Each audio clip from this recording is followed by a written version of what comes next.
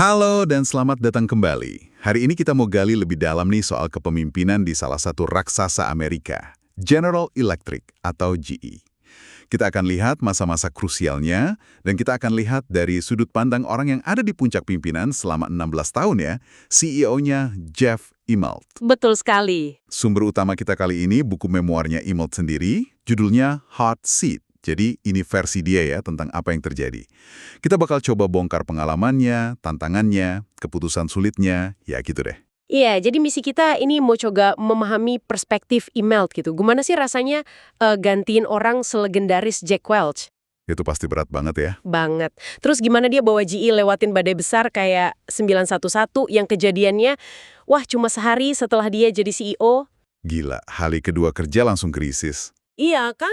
Terus krisis finansial 2008 yang hampir bikin GE collapse. Kita juga lihat nanti gimana usaha transformasinya yang ambisius banget. Dan yang menarik, dia juga jujur soal sukses dan gagalnya. Ini bukan cerita bisnis mulus, tapi soal daya tahan, tekanan, ya sisi manusianya lah. Oke, siap ya. Kita bedah bareng-bareng. Kita mulai dari momen penting pas Immelt ambil alih GE. Nah, tepat sebelum dunia berubah drastis. Coba Anda bayangin deh. Baru aja ditunjuk gantiin Jack Welch. Welch waktu itu kan kayak dewa manajemen gitu ya. Iya, dipuja-puja banget. Nah, Immelt ini anak GE tulen. Karirnya dari bawah. Katanya sih sampai punya tato logo GE segala saking cintanya. Jadi beban ekspektasinya itu, wah luar biasa. Betul, dan ini langsung bikin dia di posisi yang dilematis ya. Di satu sisi, dia harus hormati warisan Welch, fokusnya kan ke Six Sigma, efisiensi, sama GE Capital yang untungnya gede banget dari jasa keuangan. Ya, mesin uangnya GE waktu itu. Tapi di sisi lain, Immelt ini merasa GE itu perlu balik ke akarnya, ke inovasi teknologi warisan Thomas Edison.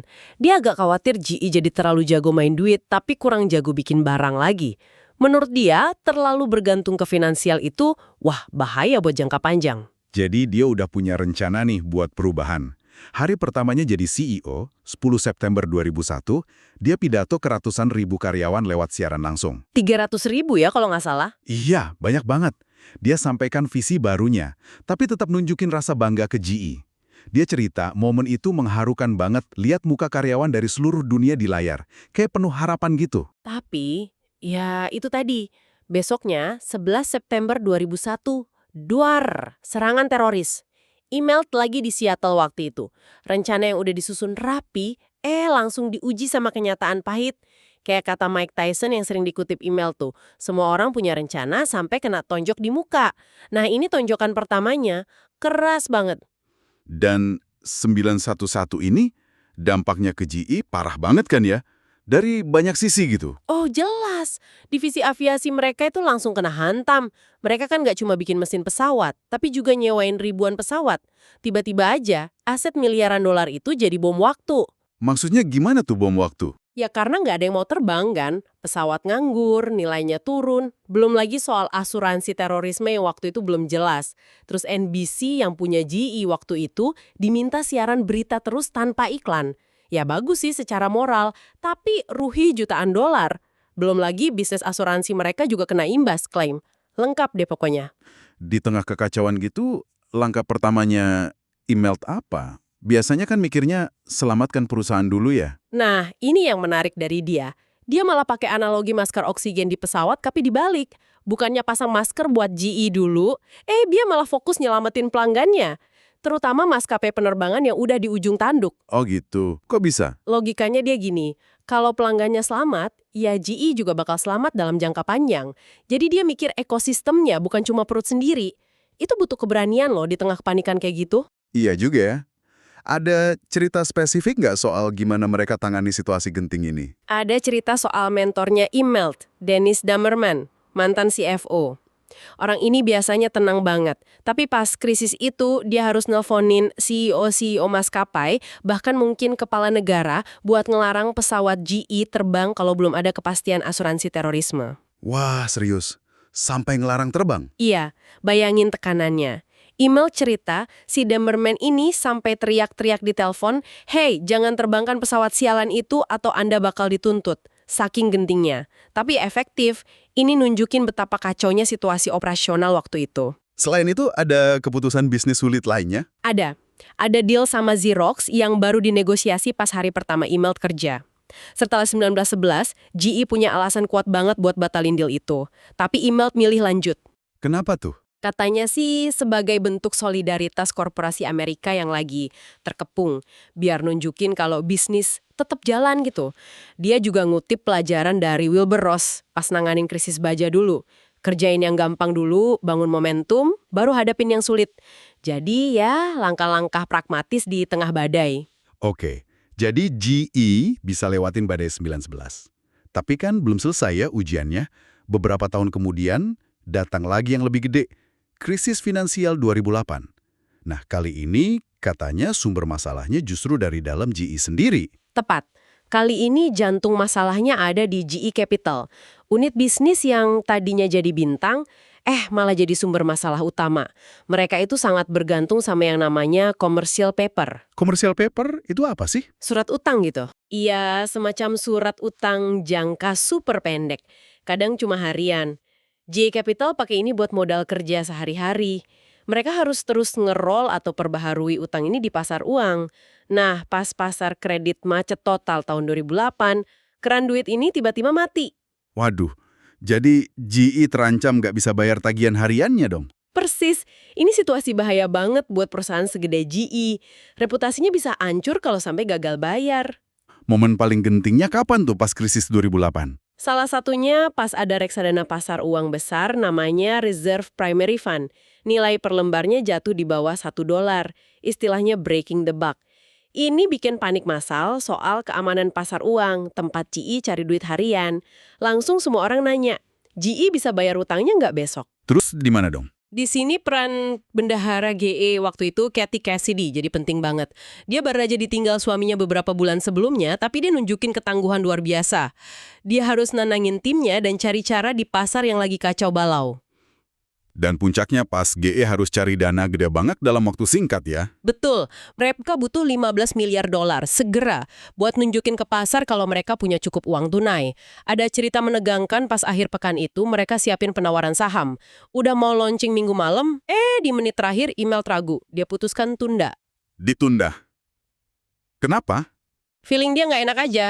Dan ternyata keputusannya tepat banget. Besoknya, hari Senin, pasar saham anjlok parah setelah DPR Amerika nolak program bailout bank TARP. Coba kalau GE nekat jualan saham malam itu, harganya pasti hancur. Penundaan itu krusial banget. Terus gimana akhirnya mereka bisa dapat 15 miliar itu? Katanya ada peran Warren Buffett juga. Iya, setelah ditunda itu, mereka sadar butuh cap jempol dari investor besar buat yakinin pasar. Lewat bankir namanya Byron Trott, mereka deketin Warren Buffett. Timnya email nungguin kabar dengan cemas banget. CFO-nya Keith Sherin sampai bilang, kalau Buffett bilang enggak, kita kacau. Terus Buffett bilang apa? Akhirnya Buffett setuju. Dia investasi $3 miliar dalam bentuk saham preferen tapi bunganya tinggi banget buat GE. Nah, dukungan Buffett ini kayak sinyal kuat ke pasar. Langsung setelah deal sama Buffett, dalam waktu kurang dari 24 jam, GE berhasil kumpulin total $15 miliar. Gila sih, itu cepet banget di tengah kondisi pasar kayak begitu. Selain dari pasar modal, GE juga butuh bantuan pemerintah kan ya? Benar. Mereka butuh jaminan buat utang jangka pendeknya, si commercial paper itu. Immelt lobby langsung Menteri Keuangan Hank Paulson sama Ketua FDIC, Lembaga Penjamin Simpanan AS, Sheila Bair. Dia bawa data yang dia sebut killer chart. Killer chart? Apa tuh? Itu grafik satu halaman yang nunjukin betapa pentingnya GE buat ekonomi real Amerika. Dari modalin dealer mobil sampai alat-alat rumah sakit.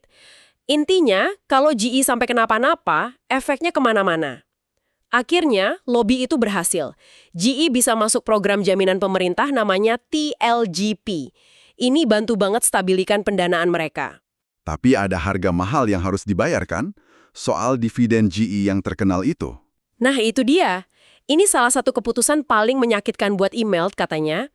Februari 2009, GE potong dividennya sampai 68%. Ini baru kejadian sekali sebelumnya sepanjang sejarah GE, yaitu pas depresi besar tahun 1938. Wah, drastis banget ya. Banget. Buat Immelt pribadi ini berat, soalnya orang tuanya sendiri hidup dari dividen itu. Dia cerita sempat nanya ke Jack Welch. Welch kasih nasihat khasnya. Jeff, kamu bisa ingkari janjimu dan jadi orang pintar atau jadi orang bodoh yang konsisten. Akhirnya, Immelt milih jadi orang pintar, potong dividen demi nyelamatin perusahaan. Oke, jadi sambil berjuang lawan krisis, Immelt ini tetap jalanin agenda transformasinya ya. Apa aja sih fokus utamanya? Dia pengen banget geser GE balik ke akar teknologinya. Dia hidupin lagi Pusat Riset Global, GRC, di Niskayuna, New York. Menurut dia, tempat ini agak kurang diurus di zaman Welch. Dia gelontorin $100 juta buat riset teknologi masa depan, kayak AI, nanoteknologi, energi bersih. Salah satu inisiatif yang paling nempel dari era dia itu Ecomagination ya. Itu soal apa sih sebenarnya? Awalnya kontroversial banget. Banyak yang nentang di internal. Ada yang bilang ini cuma greenwashing atau pencitraan. Apalagi GE sendiri punya masalah lingkungan soal polusi PCB di Sungai Hudson. Katanya di rapat eksekutif ada yang sampai teriak ke Immelt, kamu bahkan bikin kita kelihatan bodoh. Terus gimana Immelt nanggapinnya? Dia sama kepala komunikasinya, Beth Comstock, ngotot jalan terus. Mereka tunjuk eksekutif perempuan, Lauren Bolsinger, buat mimpin. Nah, si Bolsinger ini pintar. Dia minta walking around money. Walking around money, uang buat jalan-jalan. Haha, bukan. Maksudnya dana fleksibel jutaan dolar yang bisa dia pakai cepat tanpa lewat birokrasi berbelit-belit buat jalanin proyek-proyek Ecomagination. Ternyata inisiatif ini cukup berhasil secara bisnis dan citra. Selain inovasi dari dalam, transformasi juga lewat jual beli bisnis kan ya? Iya, ini bagian besar banget dari strateginya Immelt. Akuisisi penting itu misalnya Diasonics Fingmed buat kuatin bisnis USG, terus Amersham buat masuk ke bisnis life sciences. Deal Amersham ini katanya alot banget negosiasinya sampai 2 tahun, nilainya hampir $10 miliar. Terus ada merger NBC sama Universal jadi NBC Universal. Dan yang paling gede dan rumit itu akuisisi bisnis energi Alstom sama merger bisnis oil and gas dengan Baker Hughes. Di sisi lain, banyak juga yang dijual. Betul. GE Plastics, tempat Immelt mulai karir, dijual ke perusahaan Arab Saudi, SABC. Bisnis asuransi, Genworth, dipisah lewat IPO. Tapi ini agak nyisain masalah karena sebagian aset asuransi jangka panjang yang berisiko masih nyangkut di GE. Terus NBC Universal akhirnya dijual semua ke Comcast. Puncaknya yang jual GE Capital itu ya? Iya, itu langkah paling drastis. Namanya Project Hubble, tahun 2015. Ini operasi rahasia buat jual sebagian besar aset GE Capital senilai $300 miliar. Tujuannya jelas, bikin GE lebih simpel dan keluar dari status CV, lembaga keuangan sistemik penting, yang bikin mereka diawasi super ketat sama regulator setelah krisis 2008. Jadi, intinya GE di bawah Immelt itu jadi lebih fokus ke industri dan teknologi. Terus bisnis keuangannya dikecilin gitu ya? Secara garis besar gitu, tapi ada juga pertaruhan besar di teknologi digital. GE Digital sama platform namanya Predix. Ini usaha miliaran dolar buat jadi pemimpin di Industrial Internet of Things atau IoT. Mereka mau hubungkan mesin-mesin industri ke internet buat dianalisis datanya. Iklannya yang viral itu loh, yang ada insinyur agak kikuk namanya Owen, cerita kerja di GE sekarang keren. Itu bagian dari upaya ubah citra GE. Tapi, katanya inisiatif Predix ini nggak semulus itu ya jalannya. Benar, Immelt sendiri mengakui ada antibodi GE, maksudnya resistensi dari dalam divisi-divisi lain. Mereka mungkin merasa terancam atau malas kerja sama dengan model bisnis barunya Predix. Ada juga pakar industri Tom Siebel yang udah ingetin dari awal kalau bangun startup di dalam perusahaan raksasa itu susah banget. Budaya internal sering kali nolak perubahan. Ini jadi salah satu tantangan besar buat Immelt. Selain soal bisnisnya, gimana Immelt ubah cara GE beroperasi secara global? Dia bikin struktur baru namanya Global Growth Organization atau GGO. Fokusnya bukan lagi cuma cari tenaga kerja murah di luar negeri buat outsourcing, tapi lebih ke bangun kehadiran lokal yang kuat dan relevan di pasar-pasar penting. Contohnya gimana tuh? Misalnya strategi In China for China, atau bangun pabrik fleksibel di India yang bisa bikin macam-macam produk. Terus ada perjanjian Country to Company atau C2C di Nigeria buat bangun infrastruktur bareng pemerintah sana. Tujuannya biar hubungan GE sama negara itu lebih awet, nggak cuma numpang jualan terus cabut. Kalau kita lihat gaya kepemimpinan Immelt sendiri nih, bedanya apa sih sama Welch? Jelas beda banget. Immelt ini kurang teatrikal dibanding Welch. Dia juga ngaku nggak suka sama penjilat. Fokusnya lebih ke pertumbuhan organik, masuk pasar baru, bahkan kalau GE bukan nomor 1 atau 2 di pasar itu, ini beda sama mantranya Welch yang harus selalu jadi nomor 1 atau 2. Filosofi utamanya apa kalau gitu? Kayaknya sih ketahanan atau resiliensi ya. Dia sering banget kutip petinju Mike Tyson soal rencana dan kena tonjok di muka itu. Buat dia, pas lagi krisis, bisa bertahan aja itu udah kemajuan. Kepemimpinan itu katanya perjalanan introspeksi yang berat. Harus bisa bangkit lagi setelah kemarin malam dihajar habis-habisan, terus siap belajar lagi besoknya. Dia juga tekankan pentingnya stamina fisik dan mental. Dia kan mantan atlet football juga. Dia juga kayaknya percaya banget sama tim dan pengembangan talenta ya. Banget. Ada cerita menarik dari zaman kuliahnya. Ada pemain football cadangan namanya Mike Briggs yang berani kritik bintang timnya, Reggie Williams. Kritik jujur itu malah bikin si Reggie jadi pemimpin tim yang lebih hebat. Terus dia terapkan itu di GE. Iya, salah satunya lewat program unik namanya Akhir Pekan Bersama Pemimpin. Dia luangkan waktu khusus, mentoring calon pemimpin masa depan secara personal. Ada cerita dia mentoring Monish Patolawala, eksekutif dari India, yang awalnya dapat feedback negatif soal gaya kepemimpinannya yang terlalu tegas. Email bantu dia memahami kalau itu mungkin ada bias budaya. Dia juga investasi gede banget di pusat pelatihan GE di Croton Field. Tapi kan mimpin perusahaan segede GE pasti banyak tekanan dan kritik ya. Gimana dia hadapinnya? Dia bilang belajar soal kulit tebal. Dia cerita pernah digebuk habis-habisan sama Welch pas awal karirnya gara-gara kinerja GE Plastics jelek. Welch sampai teriak-teriak katanya. Dia juga pernah dimaki-maki sama eksekutif GM pas negosiasi alot. Pengalaman kayak gitu yang bikin dia tahan banting hadapi kritik media dan tekanan investor aktivis kayak Nelson Peltz dari Trian, terutama setelah GE jual GE Capital. Dia juga menekankan pentingnya transparan dan bisa mengendalikan narasi perusahaan pas lagi krisis. Yang menarik dari bukunya, Immelt ini cukup blak-blakan ya soal beberapa kesalahannya. Apa aja tuh yang diakui? Dia merasa harusnya dia lakukan riset strategi GE lebih cepat setelah 11 September. Misalnya, bersihin portofolio bisnis yang kurang bagus, turunin ekspektasi pasar. Tapi dia ragu waktu itu karena merasa loyal sama warisan Welch dan tim lamanya. Ini dilema klasik suksesor ya. Tekanan dari pendahulu itu ya? Betul. Bisa menghambat perubahan yang sebenarnya perlu. Dia juga akui kurang siapkan kader pemimpin muda yang siap menggantikan atau bench strength, dan yang paling signifikan, dia akui kegagalan dalam eksekusi integrasi Alstom, bisnis energi yang dia beli itu. Menurut dia, penyebabnya karena salah pilih tim pemimpin di divisi power. Dia bilang itu tanggung jawabnya penuh karena terlalu lama mempertahankan pemimpin yang ternyata bermasalah. Mengelola konglomerat segede GE itu pasti kompleks banget ya. Gimana dia coba bikin lebih simpel? Mereka coba lewat inisiatif namanya simplification, tujuannya potong birokrasi. Terus ada konsep GE Store, idenya biar antar divisi bisa saling pakai teknologi atau keahlian. Sama pakai blueprint reviews, semacam rapat tinjauan bisnis yang lebih informal buat ningkatin transparansi dan akuntabilitas. Tapi ya, kompleksitas itu tetap jadi tantangan raksasa buat GE. Jadi kalau kita simpulkan nih, 16 tahun Jeff Immelt mimpin GE itu bener-bener kayak naik roller coaster ya. Dia warisi perusahaan pas lagi di puncak-puncaknya, langsung dihantam krisis 911. Berhasil selamat dari badai finansial 2008, lakukan transformasi besar-besaran, tapi juga ninggalin beberapa masalah dan tanda tanya besar di akhir masa jabatannya. Betul banget. Banyak banget pelajaran yang bisa kita ambil di sini buat Anda renungkan. Soal pentingnya ketahanan yang luar biasa, fisik dan mental. Keberanian buat ambil keputusan super sulit yang nggak populer. Fokus ke pelanggan, bahkan pas kondisi internal lagi susah. Kemampuan lihat jangka panjang di tengah tekanan jangka pendek dari pasar saham. Pentingnya punya tim yang solid. Dan mungkin yang paling penting, yaitu tadi, soal transparansi radikal dan kerendahan hati buat akui kesalahan. Meskipun mungkin pengakuannya baru datang belakangan setelah nggak menjabat lagi ya. Nah, sebagai penutup nih, mungkin ini pertanyaan buat Anda pikirkan. Di dunia yang kayaknya makin sering kena krisis gak terduga, di mana resiko-resiko ekstrim yang kemungkinannya kecil, tapi dampaknya gede itu, atau tail risks, jadi terasa makin sering terjadi, gimana sih seorang pemimpin menyeimbangkan dua hal ini?